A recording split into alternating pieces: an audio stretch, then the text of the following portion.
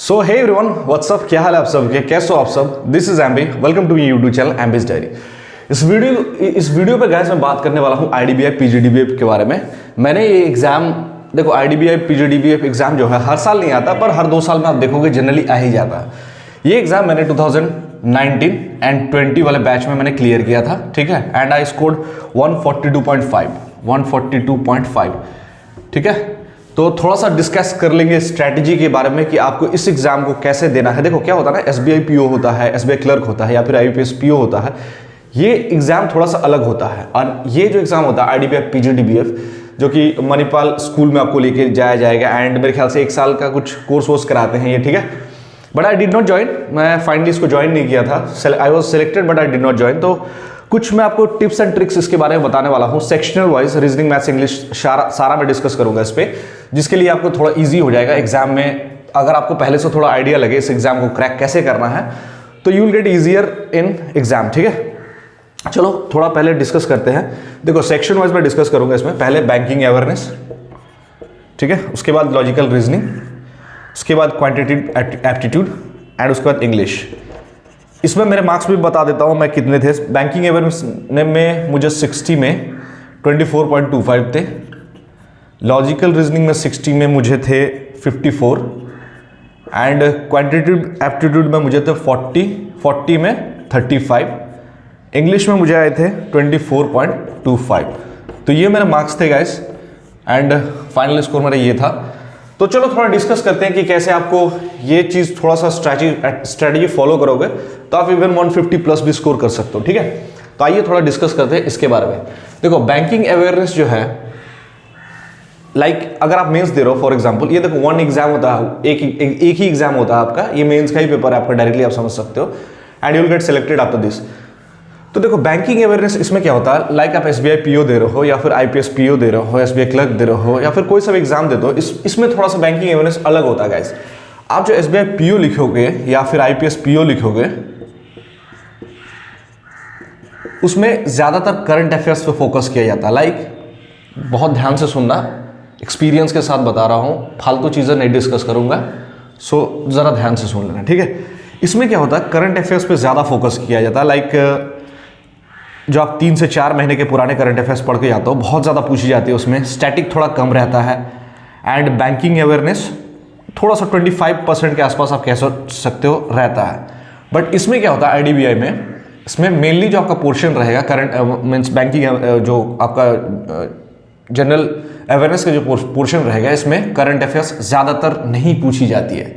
इसमें स्टैटिक का ज़्यादा रोल रहता है। Static repo rate, reverse repo rate, who is the current chairman of SBI, who is the current chairman of IBA, इस तरह के जो क्वेश्चन है वो ज्यादा पूछे जाते हैं। इसका रीजन ये है गाइस, देखो ये क्या होता है ना, SBI होता है या फिर IPS जो होता है, उसमें कंफर्म रहता है कि इस डेट्स को एग्जाम होंगी। बट इसमें क्या होता है कि कभी फ्लक्चुएट करता, कोई गारंटी नहीं रहता कि साल के किस टाइम पे आएगा, इसलिए ये करंट अफेयर्स पे ज्यादा फोकस नहीं करते हैं। फॉर एग्जाम्पल, अगर इन्होंने प्लान किया है एग्जाम जनवरी में लेने का, ठीक है, एंड जनवरी में ना होके ये एग्जाम हो रहा सितंबर में, तो फिर ये इनको क्वेश्चन बनाने में मुश्किल हो जाएगा ना कि वो अगस्त के पेपर का नहीं बना पाएंगे, क्योंकि ये जनवरी में ऑलरेडी पेपर बन चुका था। तो इसलिए देखोगे ज्यादा करंट अफेयर्स ना होगे, स्टैटिक पे ज्यादा फोकस रहता है, बैंकिंग अवेयरनेस पे ज्यादा फोकस रहता है इन जनरल अवेयरनेस वाला सेक्शन में, जिसमें 60 मार्क्स कैरी करता है। एंड इसमें आप अगर 30 मार्क्स, देखो मेरे थोड़े से कम आए थे इसमें, मैंने लॉजिकल रीजनिंग में कवर कर लिया था, तो इसमें अगर 25 से 30 भी स्कोर कर लोगे तो बहुत ज्यादा स्कोर है। ये 25 खराब स्कोर नहीं है, क्योंकि उस पर स्टैटिक का ज्यादा फोकस रहता है, करंट का बहुत कम रहेगा, मैं बता रहा हूं आपको, ठीक है। ये रहा बैंकिंग अवेयरनेस का। एंड इसके बाद आता है लॉजिकल रीजनिंग पे। इसमें मुझे थे 54 मार्क्स। लॉजिकल रीजनिंग में एक चीज मैं बताना चाहूंगा जो बहुत इंपॉर्टेंट चीज है। देखो अगर आप IPS PO का मेंस दे रहे हो, IPS PO का मेंस दे रहे हो, इसमें क्या रहता है, फॉर एग्जाम्पल आपको एक पजल पूछा जाता है, ठीक है, एक पजल पूछा जाता है, तो आप देखोगे इसके 5 के 5 क्वेश्चंस आपको सीरियली मिल जाएंगे। क्वेश्चन नंबर 1, 2, 3, 4, 5 ऐसे होते हैं, ठीक है। बट इसमें क्या एक चीज नोटिस करोगे, जो मेरे टाइम पे हुआ था, पता नहीं शायद इस बार हो या ना हो, बट मैं आपको पहले ही आगाह कर दे रहा हूं उस चीज से, ताकि आपको एग्जाम में तकलीफ ना हो, ठीक है। तो आप देखोगे आप पजल तो सॉल्व कर चुके हैं यहाँ पे, बट एक क्वेश्चन आपको यहाँ पे मिल गया, फिर दूसरा क्वेश्चन पता चला किसी दूसरे पजल का है, फिर तीसरा क्वेश्चन इस पजल से पूछा गया, तीसरा क्वेश्चन है। फिर पता चला कि एक सिंगल लाइनर का कोई क्वेश्चन दे दिया है। उसके बाद फिर पांचवा क्वेश्चन आपका आ रहा है इसी पजल से रिलेटेड। तो थोड़ा आप जो भी डायग्राम बनाओगे बढ़िया से बनाना, एंड उसको याद रखना कि मैंने इन सारे क्वेश्चंस के डायग्राम मैंने यहाँ बना के रखे हैं, एंड आपको फिर जहां पे भी वो क्वेश्चन दिखे आप टिक कर सकते हो, ठीक है।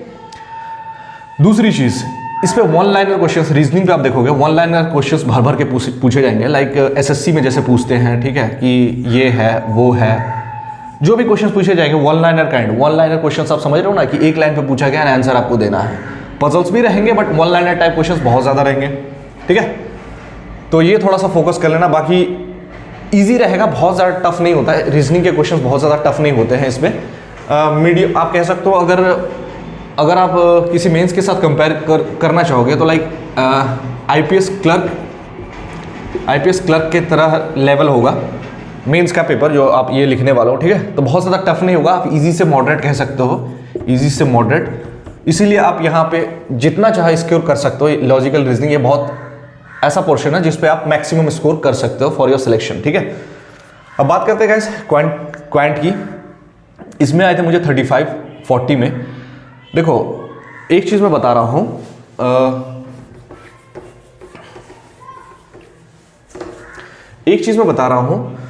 कि आप जब क्वांट का सेक्शन लगाओगे इस पे भी एक चीज आप फोकस करना कि मेंसुरेशन, ठीक है। बाकी other one liner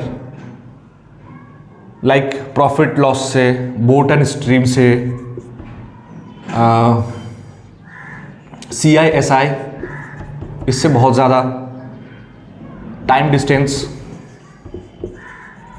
mixture allegation, इन सारे टॉपिक्स आप देखोगे बहुत ज़्यादा क्वेश्चंस आपको दिखने को मिलेंगे, that too one liner questions बहुत भर भर के आपको मिलेंगे इसमें। DI वगैरह भी मिलेगा, DI बहुत टफ नहीं होता, इजी लेवल का होता है, बहुत ज़्यादा टफ नहीं होगा। But all you need to ensure is कि आप जितनी जल्दी DI को बना सको, मीन्स जितना स्पीड आप में होगा, क्योंकि DI बहुत टफ नहीं होगा, तो जितना स्पीड आप बना सकोगे उतना बेटर है आपके लिए, ठीक है। तो ये था क्वांट के लिए। एंड हाँ, वन लाइनर पे फोकस ज़्यादा करना एंड चूज कर लेना। देखो एक चीज़ मैं बता रहा हूँ, एक चीज़ मैं बहुत इंपॉर्टेंट चीज़ बता रहा हूँ, ये लाइक ये 4 सेक्शन में आप कोई सा भी सेक्शन, जब पहला सेक्शन आप ओपन करोगे, चाहे वो बैंकिंग अवेयरनेस हो, लॉजिकल रीजनिंग हो या क्वांट हो, आप कोशिश करना, इफ़ यू हैव टाइम, वहाँ सफिशिएंट टाइम आपको मिल जाएगा। तो आप कोशिश कर लेना कि जैसे अगर कोई फर्स्ट गो थ्रू में कोई क्वेश्चन आप बना रहे हो एंड वो बन जाए, that is well and good. नहीं बने तो उसी पर लटक के मत रह जाना, क्योंकि बीच बीच में आपको ऐसा एक क्वेश्चन मिल जाएगा जो आपसे बनेगा नहीं, बहुत ज़्यादा टफ होगा, वो आपसे बन नहीं पा रहा होगा, तो आप वहाँ पर टाइम वेस्ट बिल्कुल मत करना, एकदम से उसको छोड़ के नेक्स्ट क्वेश्चन में स्विच करना। क्योंकि मैं बता रहा हूँ 200 क्वेश्चंस में आप इजीली देखोगे कि 125 से 130 क्वेश्चंस बनाने लायक होंगे।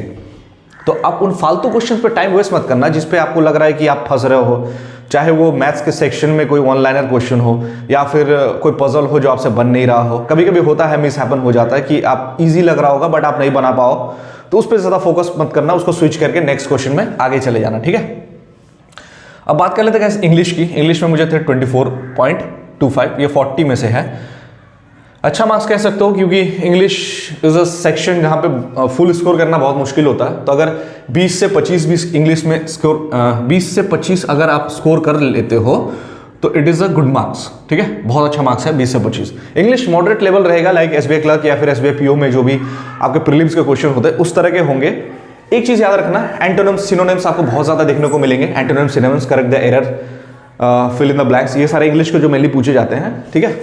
पर एक चीज़ आप ये भी नोटिस करोगे कि लाइक SBI PO में या फिर IPS PO में जो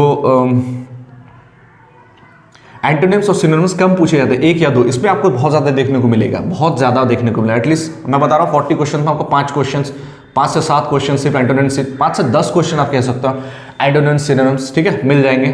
correct the errors, fill in the blanks, वो सारे क्वेश्चन आपको इंग्लिश में मिलेंगे। ग्रामेटिकल ज़्यादा पूछा जाएगा, ठीक है। तो इंग्लिश वही कह सकते हो जिसका पहले से बेटर है उसका बेटर ही होगा। अभी आप 10 दिन में कुछ बहुत ज़्यादा कर नहीं पाओगे। तो ये थी मेरी strategy. This is how I scored 142.5 and I got selected. मुझे मिला था अमरावती, दैट महाराष्ट्र में जो है, and I did not join IDBI। कुछ और रीज़न है, मैं बताऊंगा कभी डिटेल्स में इसके बारे में, ठीक है। बाकी वीडियो अच्छी लगी हो तो चैनल को सब्सक्राइब कर लेना, ऐसे वीडियोस में डालते रहूंगा। अच्छे से पढ़ते रहो, इस बार सिलेक्शन लेके जाना है, ठीक है। All the best, cheers.